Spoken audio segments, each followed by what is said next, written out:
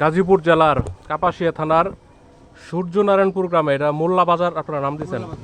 একটা এমন জায়গায় বসে আছি বয়স্ক মানুষদের সাথে। এখানে পাশে একটা সুতি গাং, এখন মনে হয় খাল, কিন্তু একসময় এটা নদী ছিল, বড় নদী এবং শীতলক্ষার সাথে সংযুক্ত। ওনারা বলছিলেন শীতলক্ষায় নৌযান যাইতে ওনারা দেখছেন বর্ষার সময়, এবং শীতলক্ষায় যে ইলিশ আছে, আমি তো আগে এটা নিয়ে গবেষণা করে লিখছি, উনি নিজে দেখছে শীতলক্ষার ইলিশের কথা। শীতলক্ষার ইলিশ খাইছেন?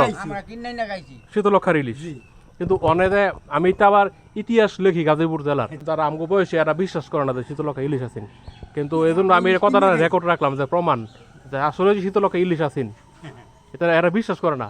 এরপরে এই দেশে ভাগ আছেন, ভাল্লুক আছেন, এটাও বিশ্বাস করে না। এটা অবশ্য আপনারা দেখেন না, আপনার আগের জমানায় বাঘ, এদিকে এদিকে তো বাঘ আছে নাকি জানতা না, শুনছো না কোনোদিন? গাজীপুর জেলার কাপাসিয়া সদর ইউনিয়নের সূর্যনারায়ণপুর গ্রামে আছি। ওনার বয়স 85, 86, 87। এই ওয়ার্ডের সাবেক একজন মেম্বার নুরুল ইসলাম ওনার নাম। উনি 1992 সাল থেকে কয়েকবার মেম্বার হয়েছেন। এই গ্রামে ঘুরছিলাম, একমাত্র একজনকেই পেয়েছি যিনি বলেছেন মৃত বাঘ উনি দেখেছেন। মানে কোনো শিকারী হয়তো বনে মারছে, ওনারা সবাই দৌড়ে গিয়া এই বাঘটা দেখছে, এবং এই বাঘটাকে স্থানীয়ভাবে বলে গুলচিত্রা বাঘ। মানে এই গাজীপুর বাউল অঞ্চলে বড় বাঘকে বলে গুলচিত্রা, আর একটু ছোটকে বলে টিক্কাপোড়া বাঘ, মেচ্ছা বাঘ। হ্যাঁ, ওইটা হচ্ছে আরেকটা বাঘ। তার মানে আপনারা বুঝতে পারছেন যে মাচ্ছা বাঘ বা মেচ্ছা বাঘ, যেটা মেছু বাঘ, মাছ খাওয়া বাঘ, এবং রয়্যাল বেঙ্গল টাইগার এবং চিতা বাঘ যে এক না। তো এই ঘটনাটা যেটা এই যে গুলচিত্রা বাঘ দেখছেন, এটা কি তাইজুদ্দিনের এই ইলেকশনের পরে না আগে, কি মনে হয়?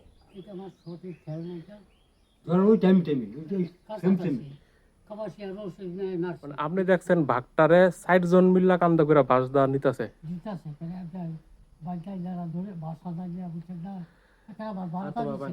একটা বাঘরে 4 জন মানুষ মিলে নিছে বাঁশ দিয়ে, খুঁটি দিয়ে। তার মানে বুঝে নেন কি পরিমাণ বড় বাঘ। এখানে রয়্যাল বেঙ্গল টাইগার ছাড়া অন্য কিছু হওয়ার সুযোগই নাই আসলে। উনি নুরুল ইসলাম মেম্বার, বর্তমানে অবসর জীবনযাপন করছেন। ওয়ার্ডের প্রতিনিধি ছিলেন দীর্ঘদিন, 1992 সাল থেকে। ওনার বয়স 86, 87। এই অঞ্চলে, এই গ্রামে, বাঘের টেক অঞ্চল, এই সূর্যনারায়ণপুর গ্রামে রয়্যাল বেঙ্গল টাইগার শিকার করেছিল কাপাসিয়ার একজন শিকারী। কাপাসিয়ার শিকারীর নাম কি? সামাদ মিয়া শিকারী। এবং ওই শিকার করা বাঘ, মৃত বাঘকে 4 জন কাঁধে করে, মানে বাঁশ ঠেকা দিয়ে কাঁধে করে নিয়ে যাচ্ছিল। উনি পেছনে পেছনে হেঁটেছেন, এবং ওনার এই সাক্ষী, ওনার এটাকে বলেন গোলচিত্রা বাঘ বা রয়্যাল বেঙ্গল টাইগার।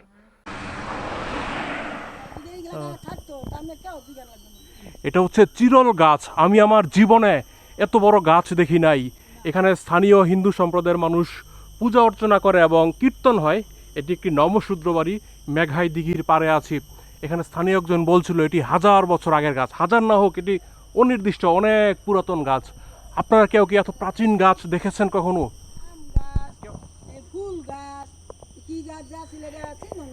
এখানে স্থানীয় একজন বলছিল 5-6টা এত বড় বড় গাছ ছিল যে উপর থেকে বৃষ্টি পড়ে নাই, মানে মেঘ পড়ে নাই, সেগুলো চোরা কারবারিটা কেটে নিয়ে গেছে। এগুলো তো 500 বছর, মানে শত শত অজানা সময়ের সাক্ষী।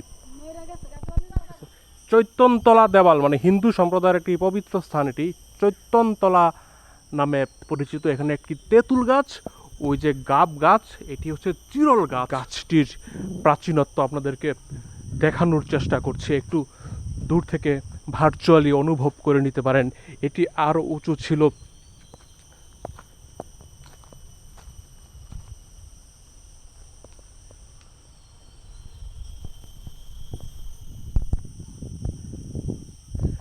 দূর থেকে একটু আবহ বোঝানোর চেষ্টা করলাম। এটা ধর্মীয় স্থান হিসেবেই সংরক্ষিত, নতুবা এটি থাকতো না। এত প্রাচীন গাছ পাহাড়ি অঞ্চলে নাই বোধ হয়। গাছের পাড়েই মেঘাই দিঘি, 280 মিটার দৈর্ঘ্যে উত্তর দক্ষিণে এবং শুধু 80 মিটার প্রস্থে পূর্ব পশ্চিমে।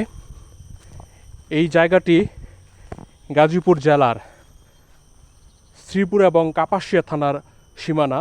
দাঁড়িয়ে আছি শ্রীপুরে, দিঘির ওই পারটাই কাপাসিয়ার সূর্যনারায়ণপুর।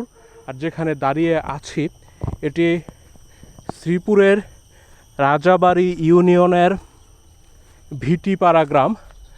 গাজীপুর জেলায় একাধিক ভিটিপাড়া রয়েছে, কাপাসিয়াতেও ভিটিপাড়া। ওইটা হচ্ছে বেল গাছ। নিশ্চিতভাবেই বেলগুলো যখন পেকে পড়ে দিঘিতে পড়ে, দিঘির জলে বেলগুলো ভাসে। বৈশাখ মাসের শেষের দিকে জ্যৈষ্ঠের শুরু হয় অবস্থা। আম কাঁঠালের জনপদ গাজীপুরের শ্রীপুরে আছি, পাশেই তো কাপাসিয়া। লাল মাটির মিঠু পথ, মেঘাই দিঘির ইতিহাস জানার জন্য, ইতিহাস উদ্ঘাটন করার জন্য বয়স্ক মানুষের সন্ধানে অচেনা পথে প্রান্তরে হাঁটছি আমি, নাজিব মাহফুজ খান।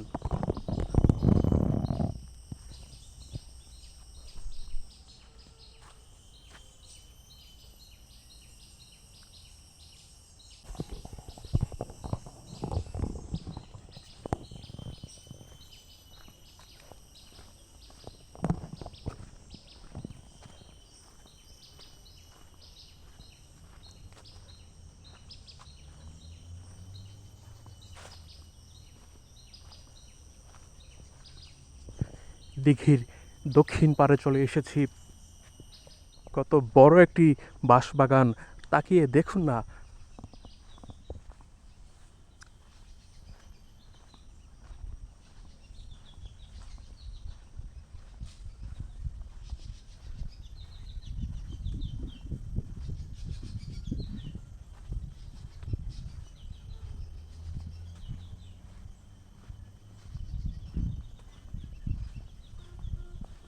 ওয়াও! দিঘির দক্ষিণ পাড়, এখানে একটি টিনের কুঁড়ে ঘর, ছনের ঘরের মতোই। মেঘহাও মাছরাঙা পাখি ডাকছে তার প্রকাণ্ড বিকট শব্দে।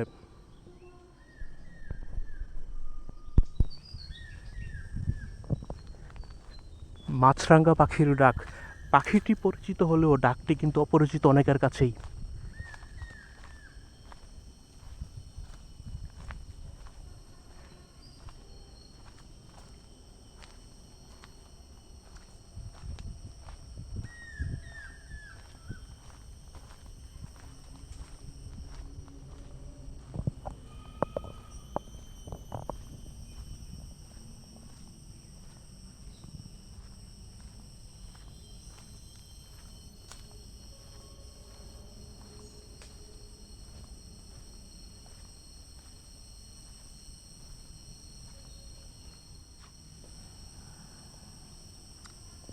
ঝিঝি ডাকছে।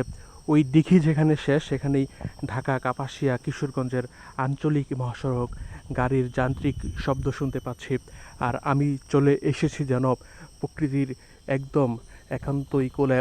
মাত্র 280 মিটার দক্ষিণ দিক। ঝিঝি পোকার ডাকছে, বিভিন্ন বাহারি অসংখ্য পাখি। আপনারা খান, আমিও খান, উত্তর খাবেন, আমিও খান বংশ, নাজিব মাহফুজ খান। তাহলে আপনার দাদা হচ্ছে আলেপ খান। বাবার নাম ছিল আলু খা। আলেপ খানের বান আলু খা, বাপ আলু খা। আলু খা ছেলে হলো আলেপ খা, আলেপ খার ছেলে হলো তমিজুদ্দিন, তমিজুদ্দিনের ছেলে হলো আমরা। আপনার নাম কি? চানমিয়া খান। চানমিয়া খান, তমিজুদ্দিন খান, আলেপ খান, আলু খান। আলু খানের ভাইয়ের নাম কি কইতারেন না? তাহলে আপনার দাদার বাপ কোন তো কইতারেন? দাদার বাহার নাম যদি দেখেন যে আপনার গোষ্ঠীর ব্যক্তের শিওর গিয়া ওই যে আলু খা ফন্ত গিয়া ঠেকছে দাদার বাপ, তাহলে ভাববেন এনতি এনো শুরু হয়েছে। এটা এমন একটি দিঘি, এখানে একজন স্থানীয় 70, 75, 80 বছর বয়সী মানুষের সাথে কথা বলছিলাম। তিনি বলছেন ওনারা ছোটবেলায় এত পরিমাণ কচুরিপানা ছিল, পুরা দিঘিটা কচুরি ছিল, পানি দেখা যেত না, এবং শক্ত কচুরি হয়ে গেছিল একের পর এক জমে। ওনারা উপর দিয়ে হেঁটে চলে যেতে পারতো, কিন্তু ঘাস কাটতো। কিন্তু মহিষ যখন আবার হাঁটা শুরু করতো মানুষের দেখা থেকে, তখন আবার কচুরি নিচে নেমে যেত, তখন ছিঁড়া যেত, মহিষ পানির স্তর পেয়ে যেত। তার মানে প্রচুর সাপ ছিল নিশ্চয়ই। সাপ ছিল আশেপাশে, জঙ্গল ছিল তো, সাপ ছিল। এটার নাম আপনারা কি দিঘি শুনছেন? নাম মেঘের দিঘি। মেঘির দিঘি। হিন্দু সম্প্রদায়, হিন্দুদের নাম মেঘির দিঘি। এটা আমরা শুনেছি। মেঘির দিঘি। আর ওই পাশে গাছটা আপনারা বলছেন চুরুল গাছ, ওনারা বলছে চিরল, একই কথা। দুই রকম উচ্চারণ আর কি। এটার কথা কোনো বই পুস্তকে নাই, দেশের মানুষ এটা সম্পর্কে জানে না। এটা আমি উল্লেখ করি ইতিহাসের অংশ গাজীপুর জেলার। এরকম বড় কাপাসিয়া থানায় ইয়াতে কপালেশ্বরের একটা বড় দিঘি আছে, এটা হচ্ছে বড় হইতো না, 19 বিঘা এটা। লম্বাই ছোট হইব, পাশে একটু বড় হইব কপালেশ্বরেরটা। আপনার কোন স্কুল থেকে মেট্রিক পরীক্ষা দিচ্ছেন? আচ্ছা, হে বাঘের ঘটনা কি বাঘের ট্যাগ যেন নাম হয়েছে নাকি, বাঘ মারার ট্যাগ নাকি নাম এনো মারছে নাকি এই বাঘ? তাহলে তাহলে সেই সময় কি আয়ুব খার আমল নাকি হিটা কইতারেন নাকি?